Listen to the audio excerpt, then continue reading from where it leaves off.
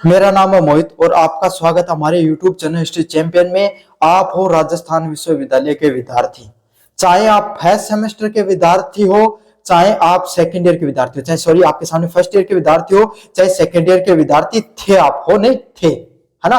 Regular और non college के विद्यार्थी थे और आपने क्या किया, एक दो सब्जेक्ट में आपके कम नंबर आ गए और आप क्या हो गए, क्या तो बैक प्रमोट हो गए या आपके सामने नोट प्रमोटेड हो गए। और अब आपका सवाल है, सर हमारे भविष्य में हमारा क्या भविष्य है। आपका भविष्य बच्चों उज्जवल ही है, पहली बात तो यही है ना। लेकिन अब आपके सामने अब आपको आगे क्या करना है उसके बारे में चर्चा करेंगे। नोट प्रमोटेड आया तो आपको क्या करना है, आपके एग्जाम फॉर्म कब लगेंगे, क्या आप अगले साल के एग्जाम दे पाओगे या नहीं दे पाओगे। या बैक प्रमोटेड आया तो आपको क्या करना है, क्या आप अगले साल के एग्जाम दे पाओगे या नहीं दे पाओगे।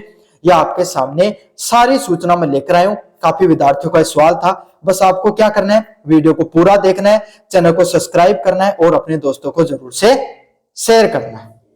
तो चलिए शुरू करते हैं अपन आपके सामने वीडियो को।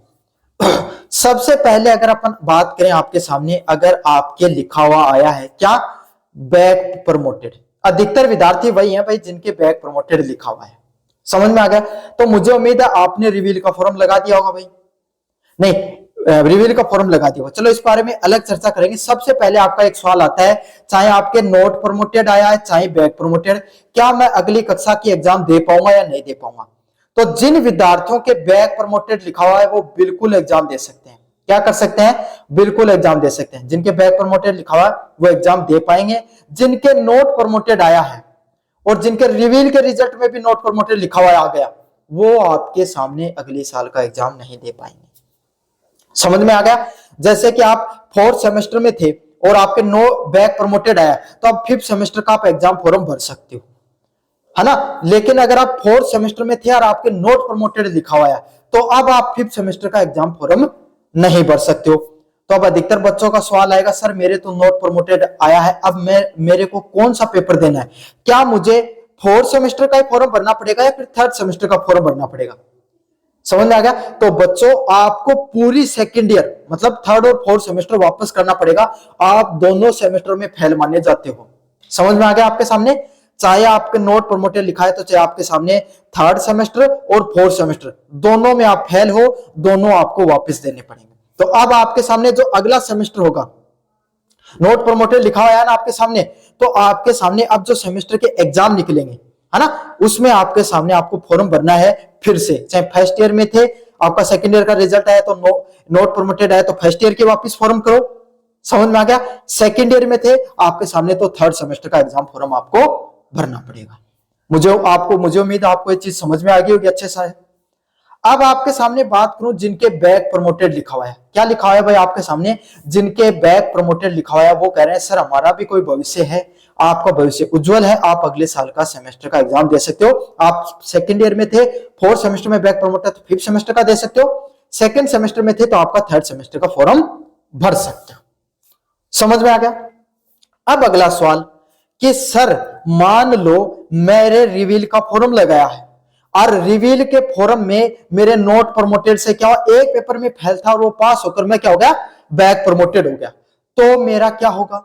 तो बच्चों आप अगले सेमेस्टर का फॉर्म लगा सकते हो। मतलब नोट प्रमोटेड से अगर आप बैक प्रमोटेड में चले जाते हो, बैक प्रमोटेड मतलब आपके सामने भाई 18 आपके कितने स्कोर बन रहा था, 12 क्रेडिट स्कोर बन रहा था, अब वो बढ़कर 18 हो गया और आप ओवरऑल पास हो गए, है ना। मेजर सब्जेक्ट के वजह से फेल हो रहे थे, एक मेजर सब्जेक्ट आपका पास हो गया और आप बैक प्रमोटेड हो गए, तब आप अगले सेमेस्टर का फॉर्म लगा सकते हो। समझ में आ गया। तब आप बैक प्रमोटेड की श्रेणी में आ गए, नोट प्रमोटेड की श्रेणी में नहीं। और बैक प्रमोटेड वाले कहेंगे सर मेरा सारे पास प्रमोटेड हो गया, तो आपकी दिक्कत ही खत्म हो गई।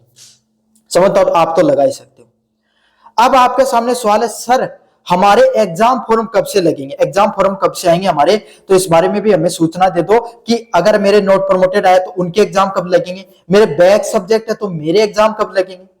तो बच्चों जब अब आपके सामने थर्ड और फिफ्थ सेमेस्टर के जो एग्जाम फॉर्म देखने को मिलेंगे, तभी आपके सामने आपके जो भी बैक सब्जेक्ट है उसके एग्जाम फॉर्म भी चलेंगे, जिसमें फर्स्ट थर्ड सेमेस्टर के जो जिनके विद्यार्थियों के बैक सब्जेक्ट है या जिनके नोट प्रमोटेड है उनको एक्स स्टूडेंट बोला जाता है, जिनके नोट प्रमोटेड है, और जिनके बैक सब्जेक्ट है उनके ड्यू सब्जेक्ट के अलग से फॉर्म भरे जाएंगे। समझ में आ गया आपके सामने अच्छे से।